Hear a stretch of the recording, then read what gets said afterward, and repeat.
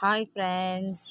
வீட்டில் குட்டி குழந்தைங்க இருந்தாலே அவங்கள குளிக்க வைக்க பயமாக இருக்குங்க. அதுவும் கை குழந்த அப்படின்னாலே ரொம்ப பயமாக இருக்கும். எங்கள் அம்மாவுக்கு அந்த பயமே கிடையாது. எனக்கு ரொம்ப பயமாக இருக்கும்.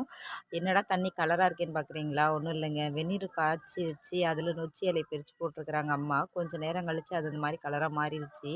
எதுக்காகனா பாப்பாவை தலை குளிப்பாட்ட போகிறோம், சளி பிடிக்காமல் இருக்கணும் அப்படின்றதுக்காக.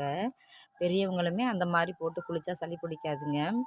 பாப்பா எங்கே கை சப்ப ஆரம்பிச்சிட்டாங்க. என் தம்பி கை சப்புனதே கிடையாது. இவங்க அழகாக கை சப்புறாங்க. நான் துணி துவைப்பமேன்னு அள்ளி ஊற வச்சேங்க. என் பையன் எனக்கு முன்னாடி போய் துணி துவைக்க ஆரம்பிச்சிட்டாரு.